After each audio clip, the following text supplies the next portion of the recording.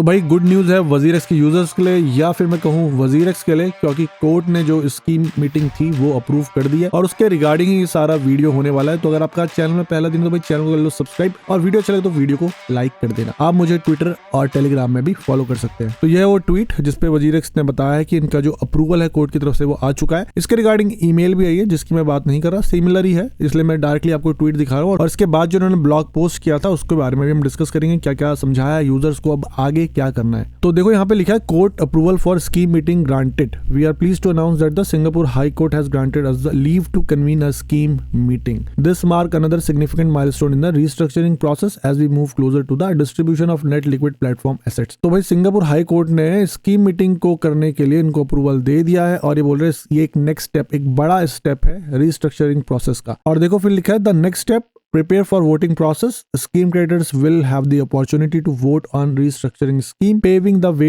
for faster and fairer recoveries. तो next step के लिए बोल रहे हैं कि भाई प्रिपेयर हो वोटिंग प्रोसेस के लिए। तो जब ब्लॉग पोस्ट में एक्सप्लेन करूंगा वहां इसके बारे में ज्यादा बात करेंगे। और ये बोल रहे हैं कि आगे आने के टाइम में हम जो भी वोटिंग प्रोसेस रहेगा उसके बारे में आपको बता देंगे, ठीक है। और इसके नीचे इन्होंने ना देखो ये ब्लॉग पोस्ट दे रखी है और ये मैंने ऑलरेडी यहाँ पे खोले हुई है। तो ये है वो ब्लॉग पोस्ट जहाँ पे लिख रहे हैं Singapore high court grants leave for Zettai to propose its scheme of arrangement to creditors. तो यहाँ पे बेसिकली इन्होंने यही अप्रूवल दिया है कि जो भी तुम्हारी स्कीम है उसको तुम भाई क्रेडिटर्स को बताओ, ठीक है, इसका अप्रूवल है। और आगे देखते हैं तो देखो यहाँ पे लिखा है dear tribe in a significant development the Singapore high court has given a decision favour of Zettai allowing a company to convene a scheme meeting with, ठीक है। ये सारा कुछ वही है कि इनका अप्रूवल मिल गया, तो मैं दोबारा नहीं पढ़ रहा इसको। बट जो सेकंड पैराग्राफ है ना वो एक बार देख लेते हैं यहाँ पे। तो देखो सेकंड पैराग्राफ में बोल रहा है the court found that there was a no abuse of process and also observed that there was no proper और sufficient evidence presented before the court of wrong doing और मिसकंडक्ट। तो देखो यहाँ पे वही बोल रहे हैं कि कोर्ट को भी ऐसा कुछ एविडेंस नहीं मिला कि उन्हें लगा कि वजीरेक्स ने या ज़ेटाई ने कहीं पे भी इम्प्रॉपर कुछ कंडक्ट किया हो, कोई अब्यूज किया हो, और कोई भी ऐसे एविडेंस यहाँ पे नहीं मिले हैं। और आगे लिखा है contrary to suggestions made by certain users of the platform that Zettai had orchestrated the cyber attack. तो आपको पता है कुछ लोगों ने बोला था कि साइबर अटैक इन्होंने नहीं करवाया है, तो उसके रिगार्डिंग ये बोल रहे कि जो साइबर अटैक हमने नहीं करवाया उसके एविडेंस में मतलब कोई भी प्रूफ नहीं मिला कोर्ट को जो बताता हो कि भाई ज़ेटाई ने ही वो साइबर अटैक करा है। तो कोर्ट ने भी इस एलिगेशन को बिल्कुल खारिज कर दिया यहाँ पे और ऐसा कुछ अब सामने नहीं आ रहा है। तो देखो आगे लिखा है this observation comes at a crucial time following a joint statement from governments of the United States, Japan and South Korea identifying the North Korean Lazarus Group as responsible for the cyber. तो उसके साथ ये कह रहे हैं कि ये important जो एक इन्फॉर्मेशन आई है ना साथ साथ में कि भाई यूनाइटेड स्टेट्स, जापान और कोरिया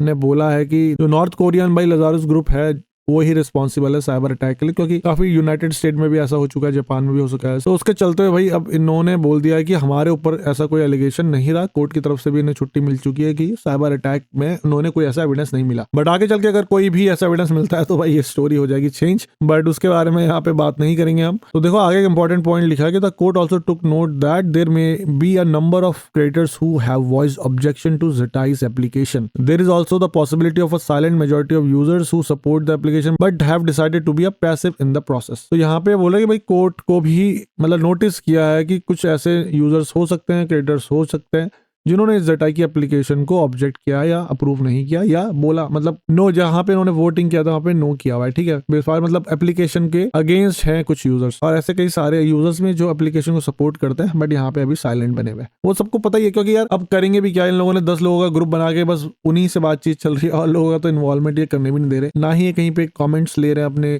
ट्विटर में ना कुछ। तो इस लाइन का मुझे कुछ समझ नहीं आ रहा है यहाँ पे, ठीक है। तो इसके बाद यहाँ की कंपोनेंट्स देख लेते हैं कि क्या क्या जो अप्रूवल है, अप्रूवल की जो स्कीम है उसमें क्या क्या चीजें हैं, ठीक है। तो देखो पहला तो है डेट रिस्ट्रक्चरिंग फ्रेमवर्क, ठीक है। The scheme structured approach for reorganising the liabilities associated with the WazirX, ठीक है। जो भी वजीरेक्स की लायबिलिटी थी उनको रीऑर्गेनाइज करेंगे, रीस्ट्रक्चर करेंगे एफिशिएंटली। और दूसरा है टोकन का डिस्ट्रीब्यूशन। तो rebalance platform liquid assets will be distributed in tokens to scheme creditors within the 10 business days of the effective scheme date. तो यहाँ पे वही बोल रहे हैं कि भाई जो भी रीबैलेंस, आपको पता है रीबैलेंसिंग कैलकुलेटर से जो भी एसेट दिखेगी और जब ये सारा कुछ अप्रूवल हो जाएगा तो 10 बिजनेस डेज में ये उसको डिस्ट्रीब्यूट कर देंगे टोकन्स की फॉर्म में। फिर रिकवरी टोकन इंप्लीमेंटेशन की बात करें कि जो रिकवरी का टोकन है वो भी इशू किया जाएगा, क्योंकि जो सारा पार्ट तो दे नहीं रहे, बाकी का जो बचा पार्ट है वो रिकवरी टोकन के थ्रू ही दिया जाएगा। फिर है प्लेटफॉर्म का रीएक्टिवेशन, जैसे मैंने पिछले वीडियो में बताया था कि एक प्लेटफॉर्म खोलने की बात कर रहे हैं और एक डेक्स भी चालू करने की बात कर रहे हैं, तो उसके बारे में बात कर रहे हैं। और फिर profit sharing structure, available net profit generated during 36 months period would be used to refund RT purchases. तो यहाँ पे प्रॉफिट शेयरिंग की बात भी हो रही है कि जो भी इनका प्रॉफिट बनेगा 3 साल के अंदर उसको ये दोबारा जो इनके रिकवरी टोकन उनको परचेस करने में लगाएंगे। ठीक है, तो प्रॉफिट के बेसिस में है। और पिछले अगर आपको इनके बैलेंस शीट देखी होगी तो इन्होंने कोई भी अपना प्रॉफिट नहीं दिखाया था 2-3 साल का। तो मुझे समझ नहीं आ रहा है कि अब कौन से प्रॉफिट की कहां से लाएंगे